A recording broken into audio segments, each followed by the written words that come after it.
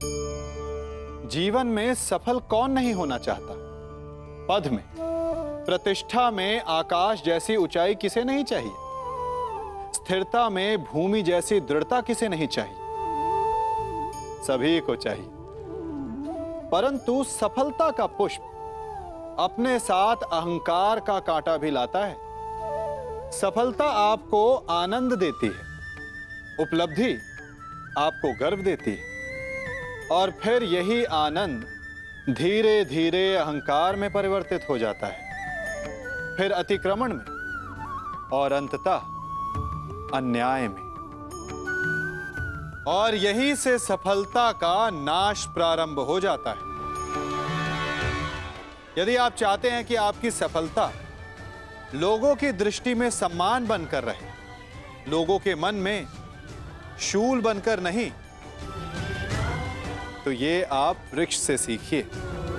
फलों से लदने के पश्चात वो झुक जाता है। उसी प्रकार सफलता मिलने पर विनम्रता अधिक आवश्यक है, और जीवन में अधिक सफलता पाने के लिए या पाने पर और अधिक विनम्र हो जाना चाहिए। वस्त्र अस्त्र चलाओ पार्थ।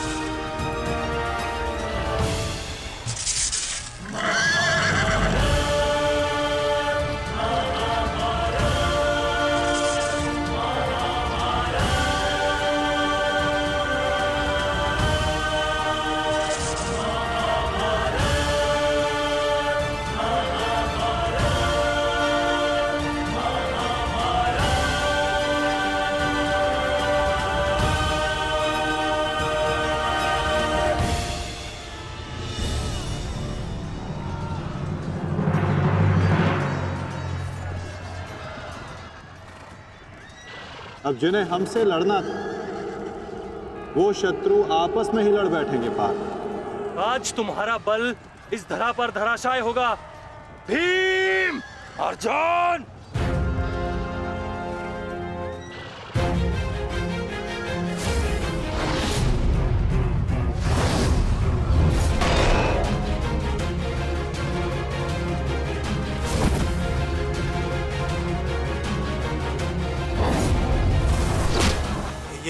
ये क्या हो रहा है? अश्वत्थामा और दुशासन आपस में क्यों लड़ रहे हैं? शांत हो जाओ दुर्योधन, ये अर्जुन के दिव्यास्त्र का प्रभाव है।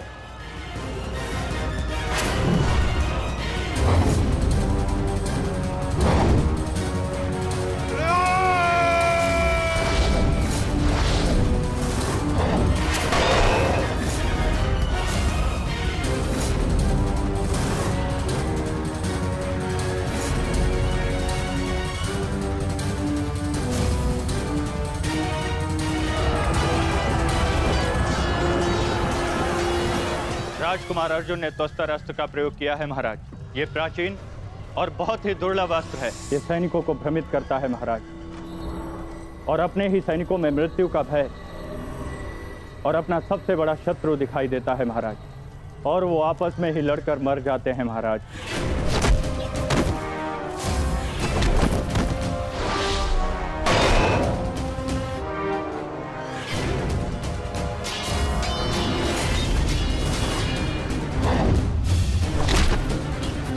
हाँ भाई, आप युवराज की सुरक्षा के लिए यही उपस्थित रहिए।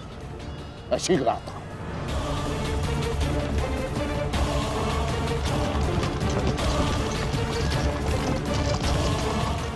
माधव, दुर्योधन पर आक्रमण करने का यही उचित समय है।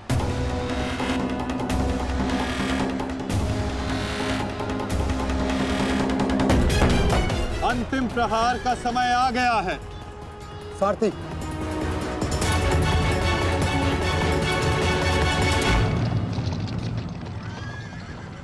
ये क्या? चारों पांडव सीधे हमारी ओर बढ़ रहे हैं।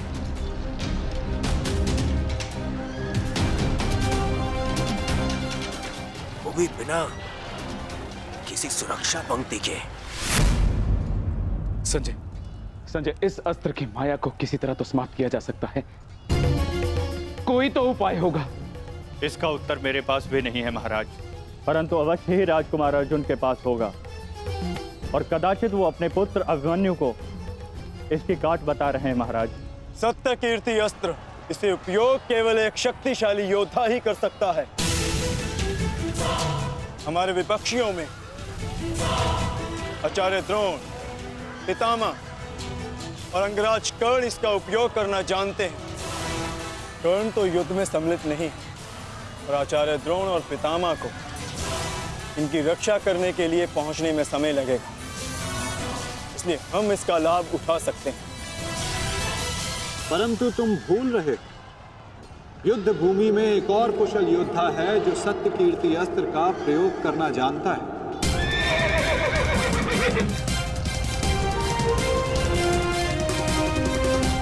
और उसको रोकना अति आवश्यक है।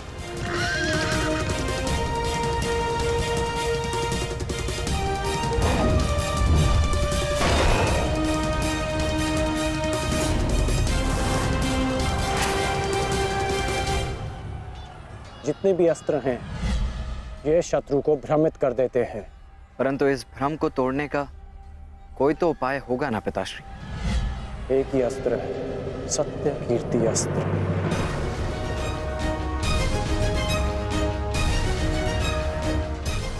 ओम सत्यार्थम ओम कीर्त्यार्थम ओम नमो नमो नमो सत्य कीर्ति अस्त्राय नमः।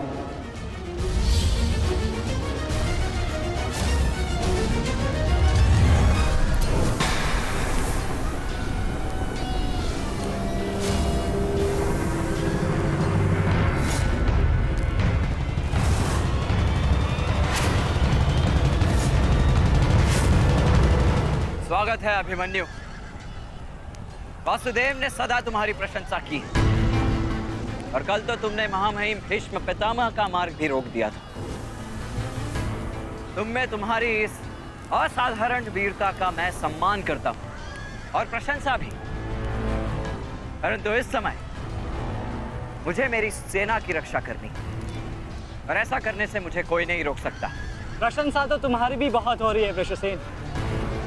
जिस वीरता से तुमने मेरे पिताश्री का सामना किया वो सराहनीय था, परंतु इस समय मेरा भी केवल एक ही लक्ष्य है, तुम्हें रोकना। तो विलंब कैसा? मैं प्रस्तुत हूं।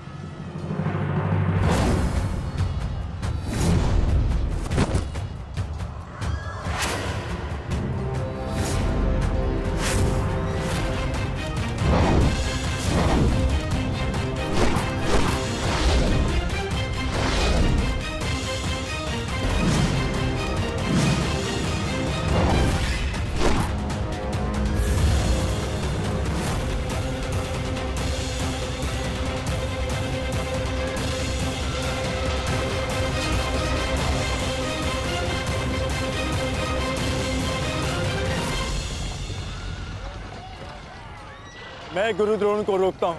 नहीं अर्जुन, गुरु द्रोण का सामना मैं करता हूं, तुम आगे बढ़ो।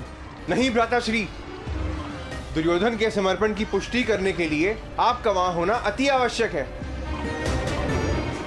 और जो इसमें सक्षम है वो है भ्राता भीम। पितामह को केवल भ्राता अर्जुन ही रोक सकते हैं। आप सब लोग आगे बढ़िए, हम गुरु द्रोण को रोकते हैं। सारथी, शीघ्रता करो।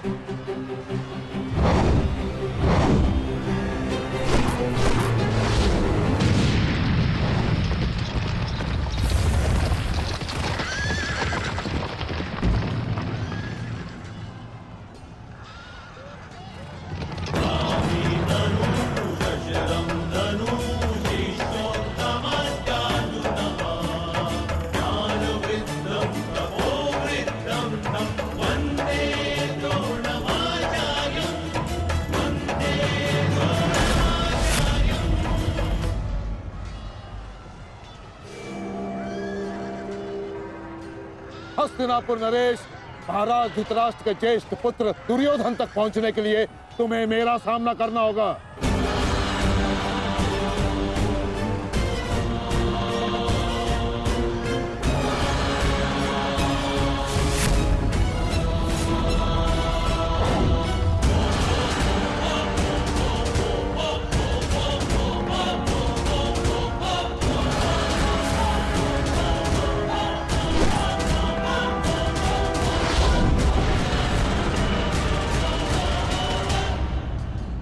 अद्भुत अर्जुन, मुझे गर्व है तुम पर। माना कि भ्राता अर्जुन आपके प्रिय है, परंतु हम भी आपके शिष्य हैं गुरुदेव। अपने साथ बंद करने का अवसर हमें भी प्रदान करें। अवश्य पुत्र, परंतु स्मरण रहे एक क्षण तुम्हारे समक्ष तुम्हारे गुरु द्रोण खड़े हैं। द्वंद इतना सरल नहीं होगा, स्मरण रहे। हमारे गुरु ने हमें कठिन कार्यों को साधने की पूर्ण शिक्षा दी है गुरुदेव। तो सावधान नकुल।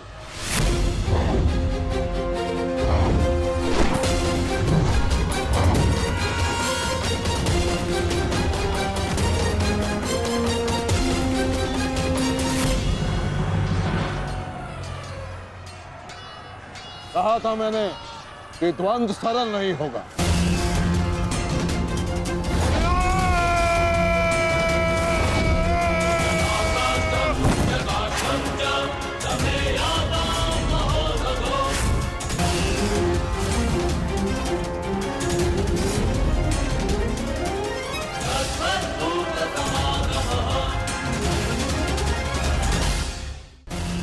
पहले मैं आपसे द्वंद करूंगा गुरुदेव।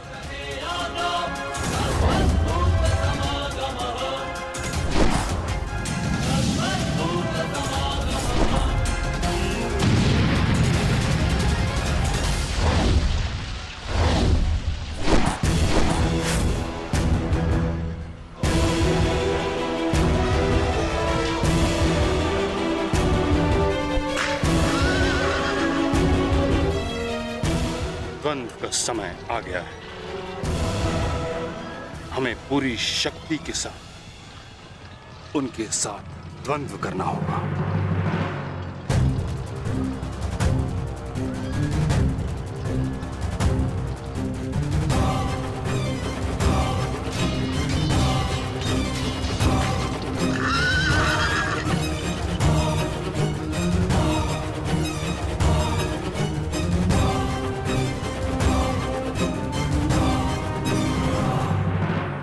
क्या हुआ पुत्र? जो कर्तव्य पूर्ण करने आए हो वह करो। मेरे साथ द्वंद्व करो। रुक क्यों गए? आक्रमण करो मुझ पर। कर्म से बड़ा कोई धर्म नहीं पुत्र।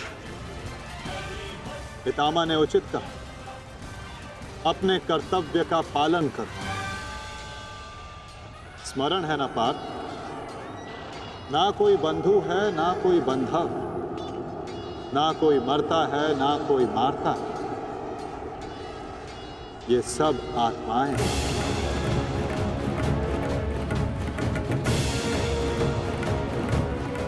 हम सब निमित्त मात्र हैं पार्थ। अब किस अवसर की प्रतीक्षा कर रहे हो? अवसर तो तुम्हारे समक्ष खड़ा है पार्थ।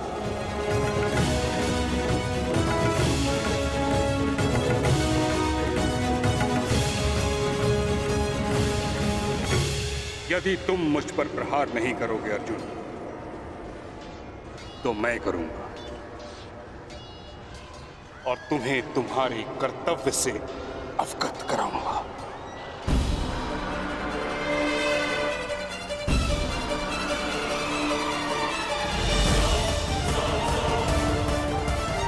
अपने प्रेम भाव को अपनी दुर्बलता मत बनाओ पार्थ, अन्यथा तुम्हारा यही प्रेम भाव तुम्हारी पराजय और अधर्म की विजय का कारण बनेगा।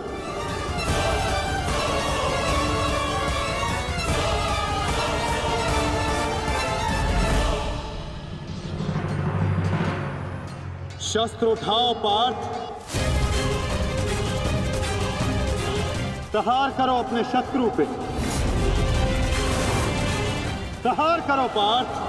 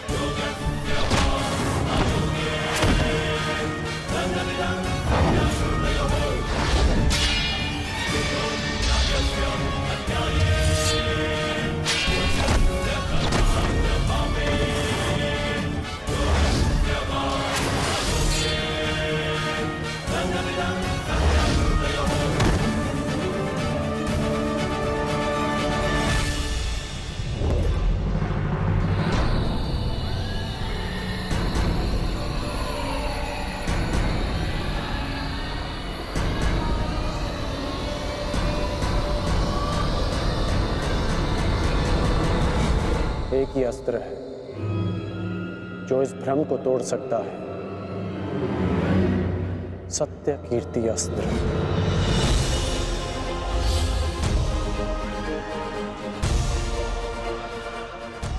सत्य कीर्ति अस्त्र।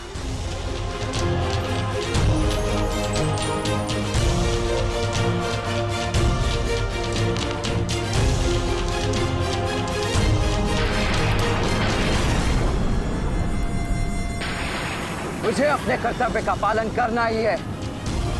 तुम भी अपने कर्तव्य का पालन करो मित्र। हम दोनों को कोई नहीं रोक सकता।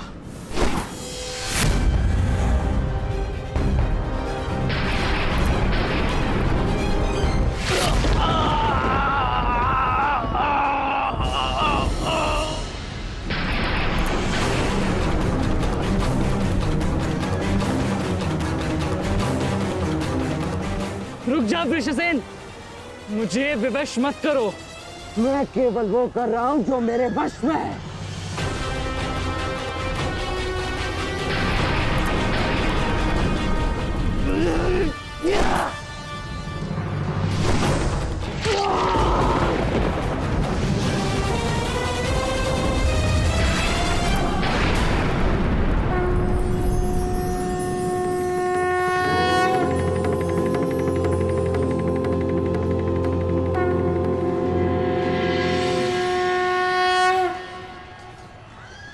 अद्भुत। मुझे तुम पर गर्व है पुत्र।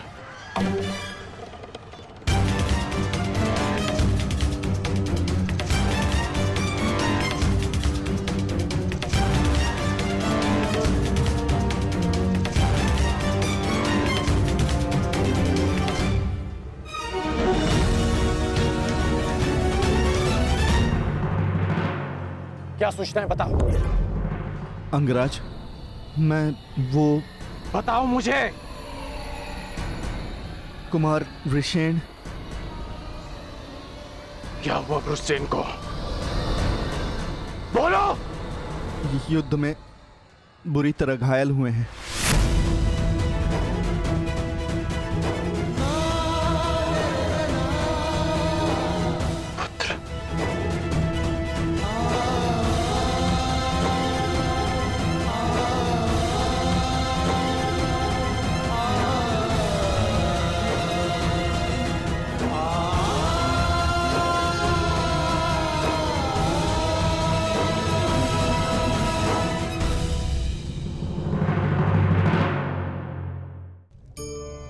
आप सबने बरगद के वृक्ष को तो देखा ही होगा। क्या आपको ज्ञात है, बरगद के वृक्ष के बीज का आकार राई से भी छोटा होता है, परंतु बरगद का वृक्ष संसार के महाकाय वृक्षों में जाना जाता है। जब उसका जन्म होता है तब उसमें वो जटाएं, वो शाखाएं नहीं होती, परंतु जैसे जैसे उसका विस्तार होता है, जैसे जैसे वो अधिक शाखाओं का भार उठाता है, अधिक पत्तियों का सृजन करता है, वैसे वैसे उसकी शाखाएं जटाएं बनकर जड़ तक पहुंचती है और इस वृक्ष को सहारा देती है। ये जीवन का बहुत महत्वपूर्ण पथ है।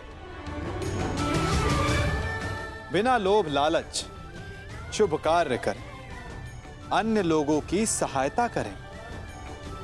धीरे धीरे आपने जिनकी सहायता की वो आपके सहायक बनते जाएंगे, आपकी जड़ों को और बलशाली बनाएंगे, आयु मान और आकार बढ़ाएंगे।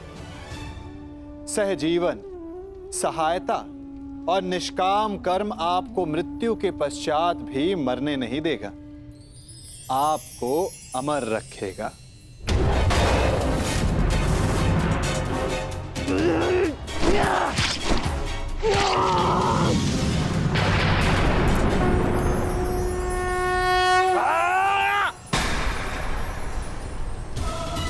ये हमें क्या हुआ था कुमार? हम एक दूसरे पे क्यों प्रहार कर रहे थे? अवश्य कोई माया थी जिसका अंत हुआ। आओ आओ, शत्रु हमारे प्रहार की प्रतीक्षा कर रहा है। चलिए कुमार।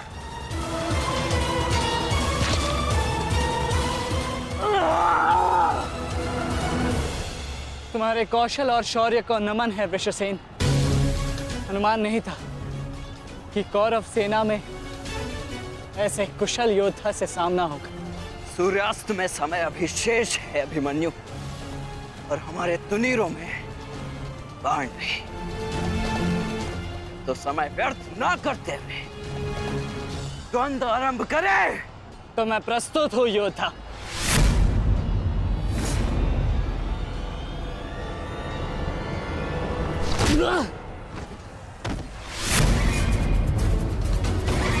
तेरे पिता की माया का अंत हुआ बालक, और अब तेरा अंत होगा।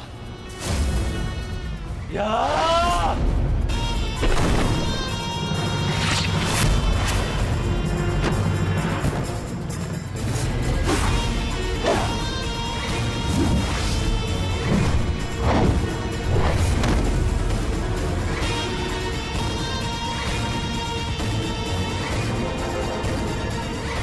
हार तब नहीं होती जब मनुष्य पराजित होता है। हार तब होती है जब वो हार मान जाता है। हार मत स्वीकारना पुत्र। इस कुरुक्षेत्र की भूमि को, इस महाभारत के युद्ध को तुम्हारी आवश्यकता है। अभी बहुत द्वंद्व शेष है।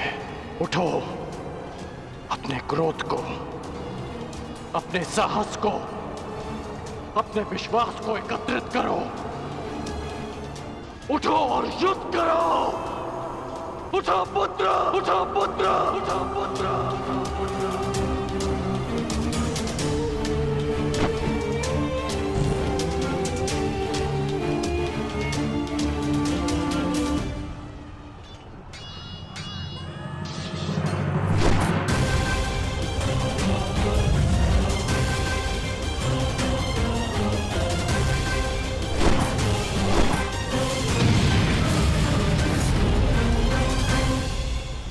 माधव, पितामह के प्रहार प्रतिक्षण बलशाली होते जा रहे हैं।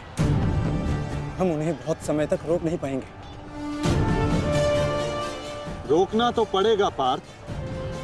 जितना समय तुम इन्हें रोकोगे उतना समय भीम को मिलेगा कि वो दुर्योधन को परास्त कर युधिष्ठिर के समक्ष आत्मसमर्पण करने को विवश कर सके।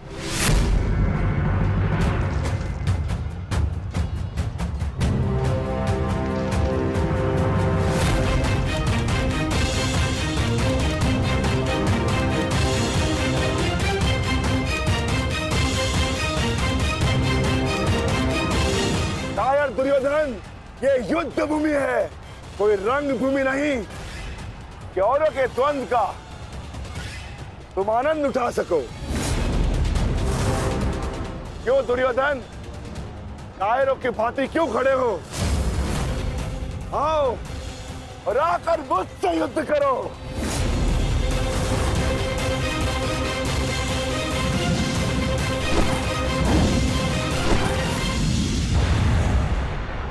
गंगापुत्र, शीघ्रता कीजिए।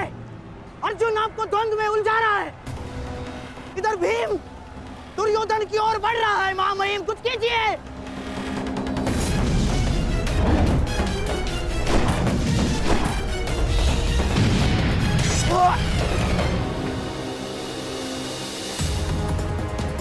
सारथी,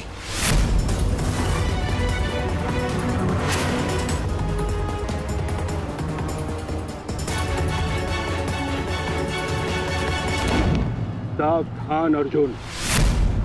क्या तो तुम युद्ध करना भूल गए हो या फिर तुम्हें युद्ध करने का साहस नहीं है? दुर्योधन नहीं, नहीं दुर्योधन, भीम तुम्हें उकसा रहा है। द्वंद्व में मत फंसना। उचित कहा मामाश्री। मेमनों के आखेट के लिए से आगे नहीं बढ़ते। बस होगे भीम के लिए तो मेरी कलिंग की सेना ही पर्याप्त है। कलंक के वीरों, आक्रमण करो और इसको बंदी बना लो। जाओ।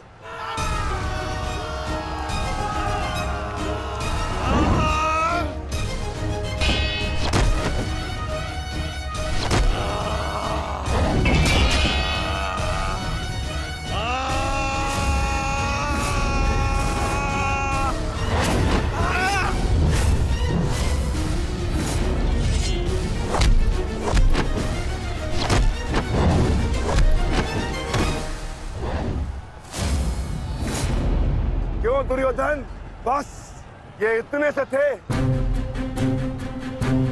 अरे इनसे तो युद्ध करके मेरे हाथ पैर भी नहीं खुले।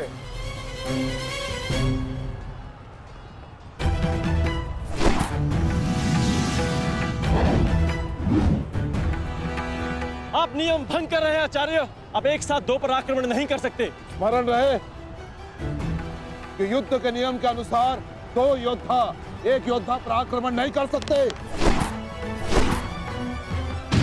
पर तो एक योद्धा दो योद्धाओं पर आक्रमण कर सकता है। सहदेव,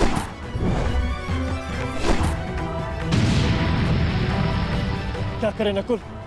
कुछ करना होगा। हमें गुरु द्रोण को रोककर अधिक से अधिक समय भ्राता भीम को देना होगा। युद्ध सभा में चीख चीख कर अपने पौरुष का बखान करने वाले एक नपुंसक के भांति क्यों खड़े हो? अब किसे लाओगे अपनी ढाल बनाकर? ये विकोदर भीम तुम्हारी हर ढाल को तोड़कर तुम्हारा अंत करेगा। मैं तुम्हारे प्राण लेकर रहूंगा कायर दुर्योधन।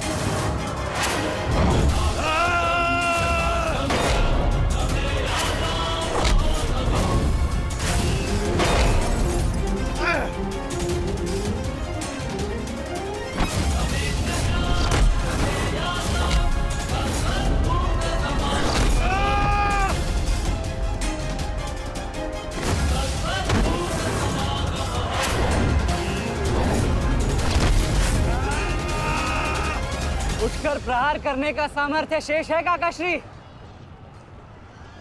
या पराजय स्वीकार करते हैं? जय और पराजय की चुनौती बराबरी के योद्धाओं को दी जाती है बालक। प्रतीत होता है कि अभी तक तुम्हें कोई समर्थ योद्धा नहीं मिला।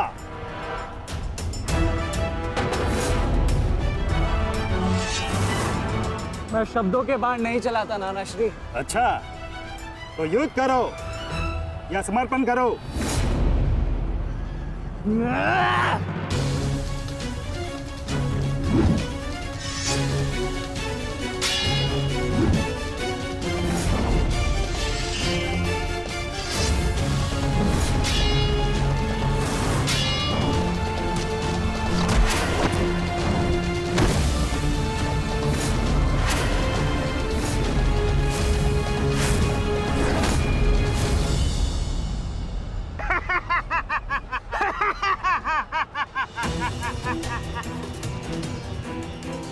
क्या हुआ, थक गए?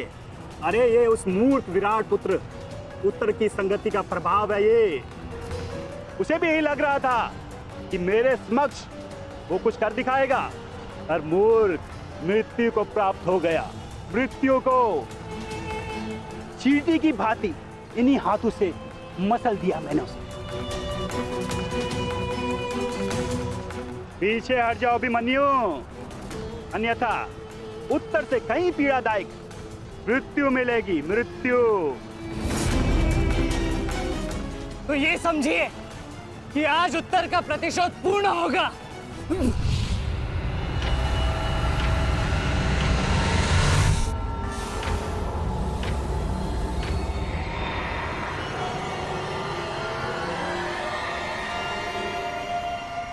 फिर से मूर्खता कर रहे हो अभिमन्यु? मेरी शक्तियों के बारे में ज्ञात नहीं है। शत्रु का क्रोध मुझे और बलशाली बनाता है। बलशाली।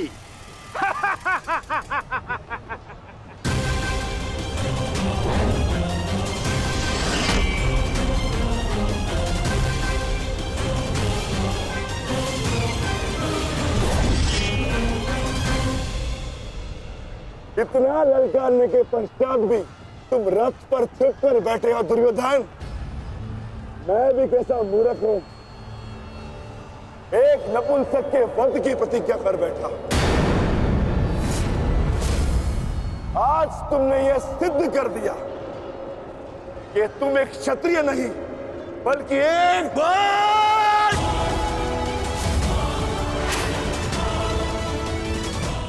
बहुत हो गया। सावधान! क्रोध से भरे कुमार भीम अब युवराज दुर्योधन की ओर बढ़ रहे हैं महाराज। मेरा दुर्योधन किसी संकट में तो नहीं ना? कहीं ऐसा तो नहीं कि भीम युद्ध के दूसरे दिन ही पांडव पक्ष को जयश्री दिलवा दे?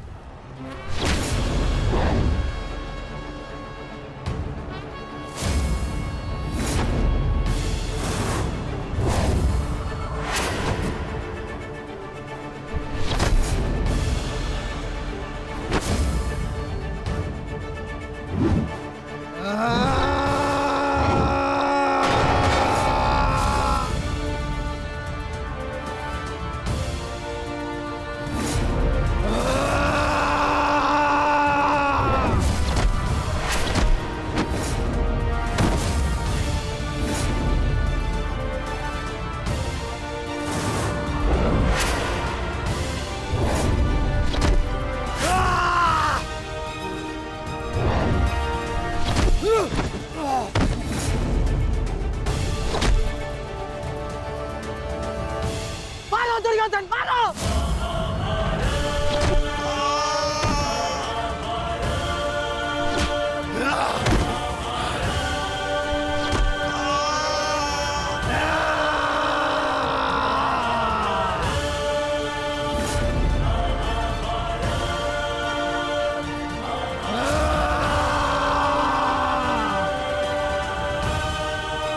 क्या हुआ गदाधारी भीम? अब दिखाओ तुम्हारा पौरुषत्व। या कहो तो हस्तिनापुर की स्त्रियों से आभूषण लाके तुम्हें पहना दूं? क्या हुआ? युद्ध बातों से नहीं, बल से जीता जाता है। यदि मैं जैसे शरीर में जरा सा भी साहस बचा है, क्रोध और प्रहार कर मुझ पर। अरे ये क्या पहचानेगा अपनी शक्ति को? इसे कैसे मैंने वस्त्र और आभूषण रहित करके शास्त्रों के मत्थे बिठा दिया था मैंने।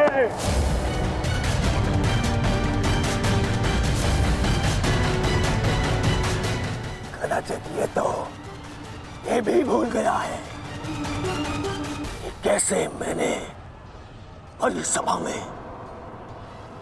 उस दासी द्रौपदी को उसका उचित स्थान दिखाया था।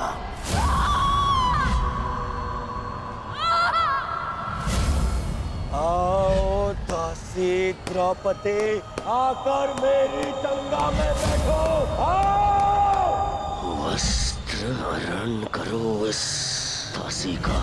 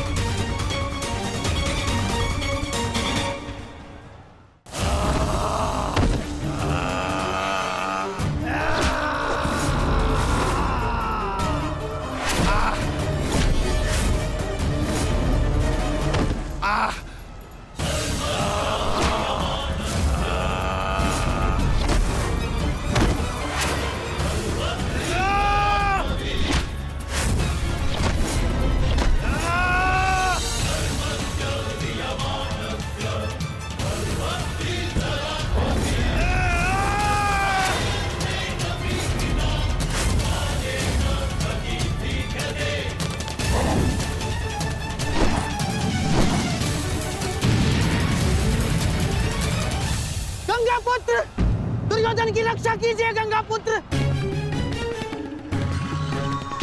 महामहिम, ये क्या कर रहे हैं आप? अपने वचन को पूर्ण कीजिए। आज यदि आपने भीम का वध नहीं किया तो हस्तिनापुर का युवराज घर नहीं लौटेगा। महामहिम। भीम, रुक जाओ, दूर हो जाओ दुर्योधन से, अन्यथा मुझे तुम्हारा वध करना होगा।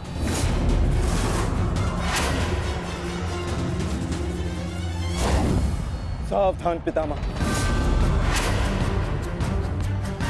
यदि आपने भ्राता भीम पर प्रहार किया तो मुझे विवश होकर आप पर बाण संधान करना होगा। हट जाओ भीम। क्षमा चाहता हूं पितामह, आप अपना वचन पूर्ण कर रहे हैं तो मुझे भी अपनी प्रतिज्ञा का मान रखना है। आज मैं इस दुर्योधन का वध तो करके ही रहूंगा, चाहे इसके लिए मुझे स्वयं के प्राण क्यों न गंवाने पड़े।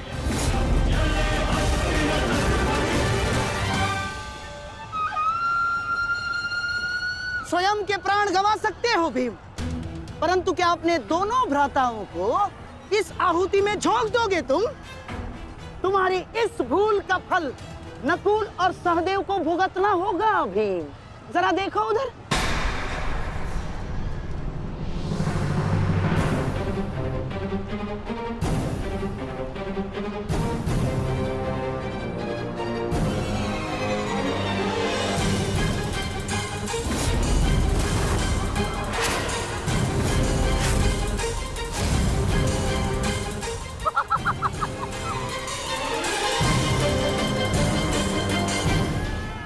पिताश्री,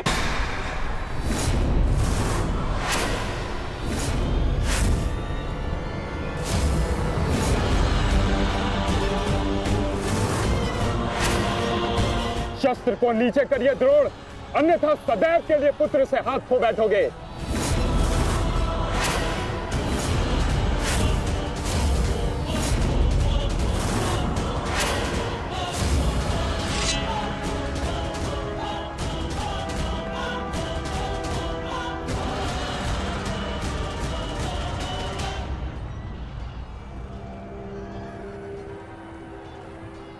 दुर्योधन, तेरा अंत आ गया है।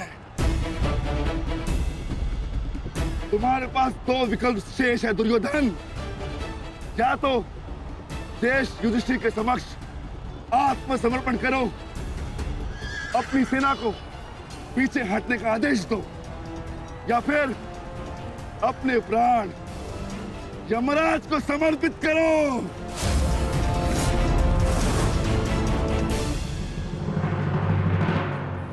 मारो भीम, मारो! शीघ्रता करो भीम! इतनी भी क्या शीघ्रता है राजकुमार युधिष्ठिर?